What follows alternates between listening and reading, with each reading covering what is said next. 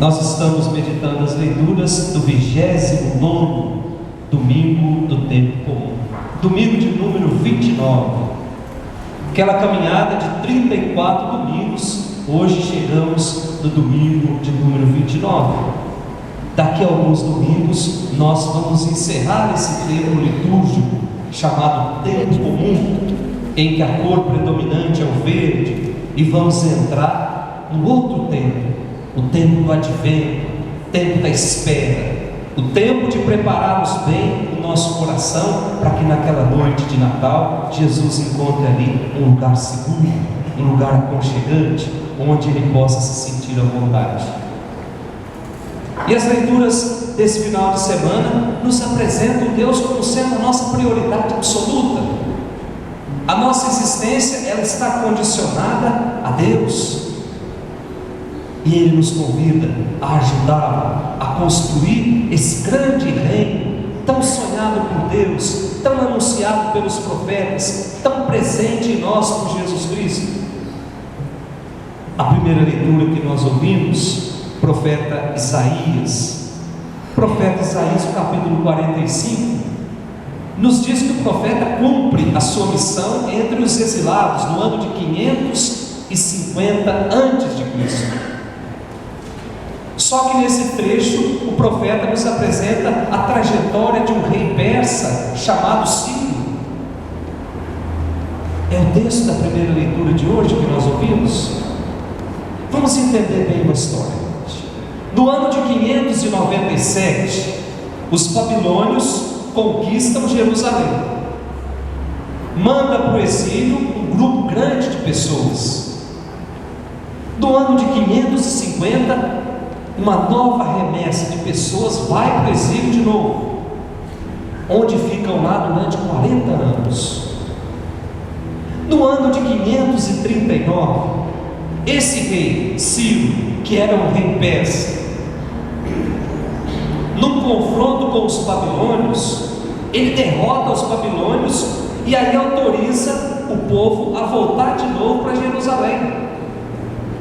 Então o regresso para Jerusalém não foi bondade do rei Nabucodonosor, foi uma conquista de um rei persa. Aí surge uma dúvida, meus irmãos.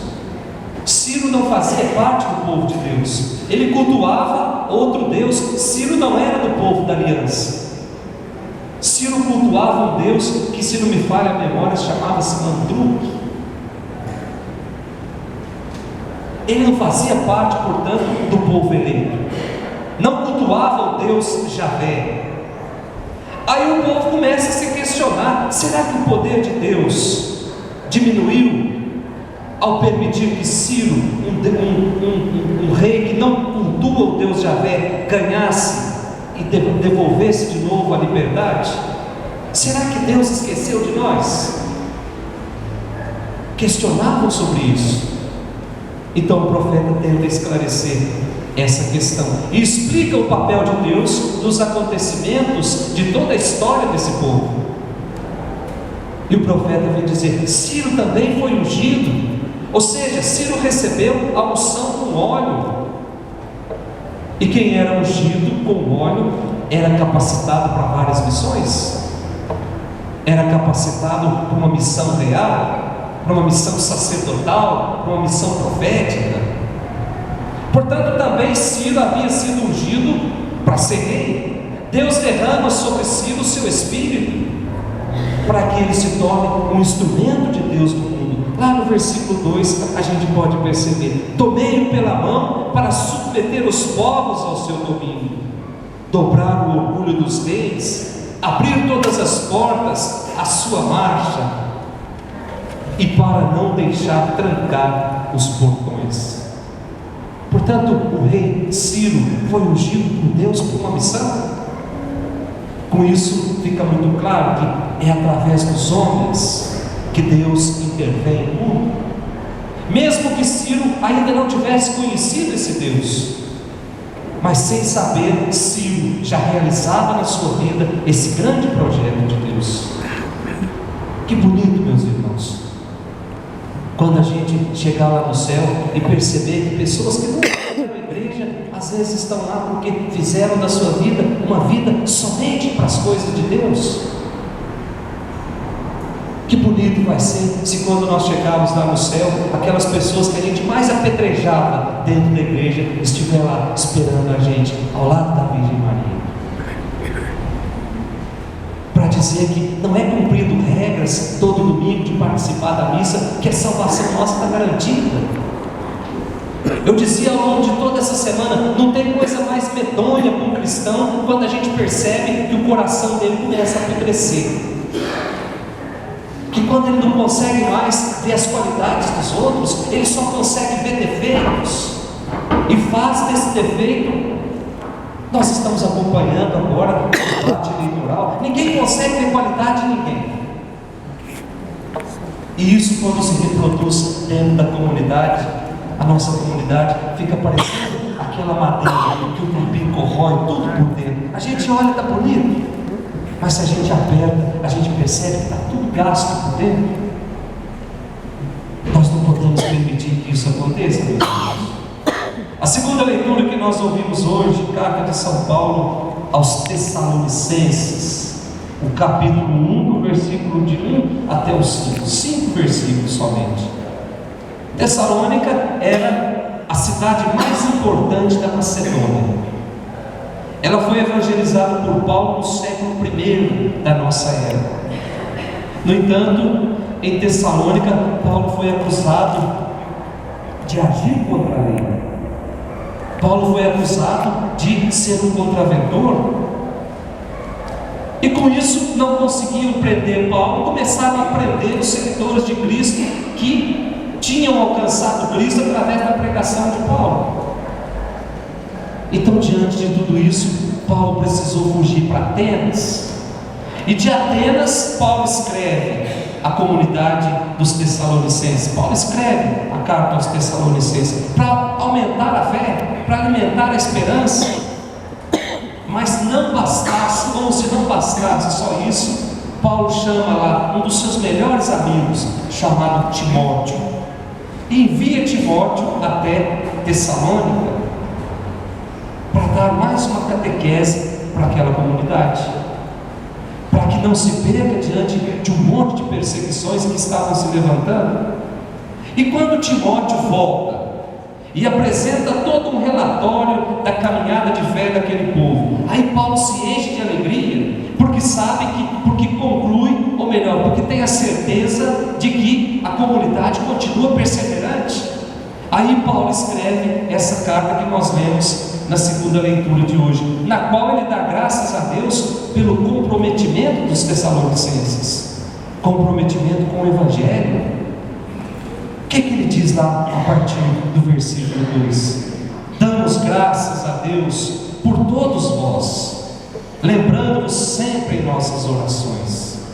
Diante de Deus nosso Pai, recordamos sem cessar a atuação da vossa fé, o esforço da vossa caridade e a firmeza da vossa esperança no nosso Senhor Jesus Cristo.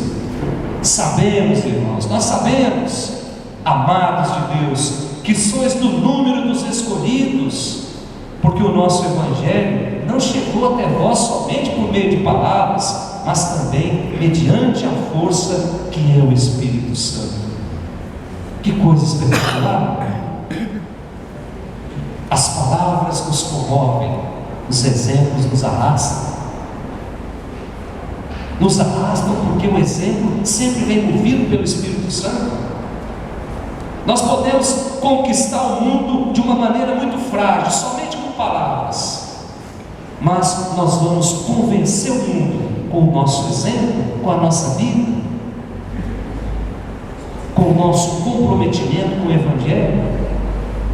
E nesse sentido a gente olha o Evangelho de hoje, o Evangelho de São Mateus, capítulo 22.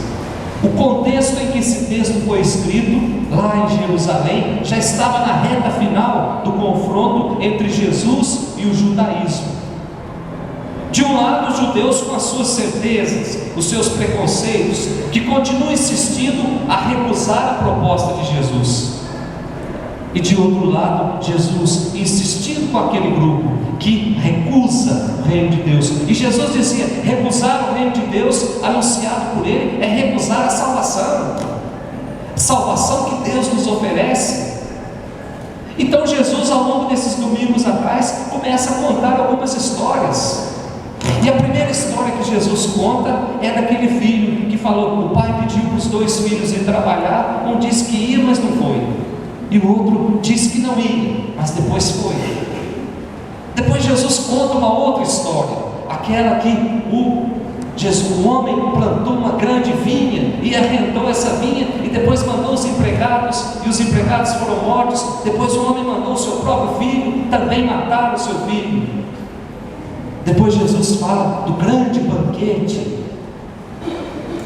Então esses líderes começaram a ficar furiosos com Jesus, porque essas histórias começaram a desmascarar o comportamento deles, e viviam procurando uma forma de acusar Jesus, uma forma de prender Jesus, uma forma de matar Jesus. Aí nós temos esse texto de hoje, do Evangelho que nos foi proposto hoje, em que eles trazem lá uma moeda. Primeiro elogiam Jesus: nós sabemos que você é um homem justo, que você não se deixa levar pela conversa dos outros. Se fosse para trocar em miúdos, que você não se deixa levar por fofoquinhas da comunidade. Mas, olha aqui, o que está nessa? É lícito ou não pagar esse imposto? Gente, além dos impostos normais que eles pagavam, eles ainda pagavam um tributo a Roma, porque o povo de Deus era grande parte era submisso a Roma. Então existiam 3 grupos importantes de pessoas: aqueles que aceitavam essa situação, existiam os revolucionários que lutavam contra tudo isso, e existiam os fariseus que sempre ficavam em cima do muro. Então, diante do questionamento dos fariseus, Jesus pega uma moeda e pergunta: de quem é a estampa dessa moeda? O que está gravado nessa moeda? Eles dizem: César. Então Jesus conclui: portanto, dai a César o que é de César, e a Deus o que é de Deus. Para dizer que o poder político e o poder religioso são diferentes. Dar a César o que é de César e a Deus o que é de Deus é levar o homem a reconhecer que Deus é o seu único Senhor. As moedas de Roma têm a imagem de César, então que sejam dadas a César. Mas o homem não tem a imagem de César. O homem tem a imagem de Deus. O que é que está lá no livro do Gênesis, capítulo 1, versículo 26 a 27?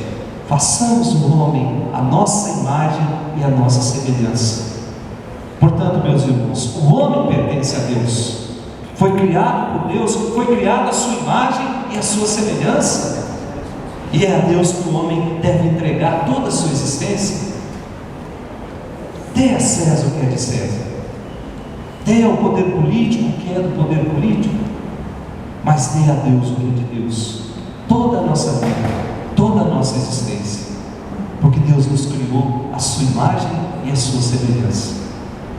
Dentro do nosso coração está lá a imagem de Deus, não está a imagem de César, não está a imagem dos nossos governantes, está a imagem de Deus, que num gesto de extremo amor foi lá no jardim, pegou um punhado de terra, modelou e fez o homem, e soprou no nariz desse homem o sopro do Espírito.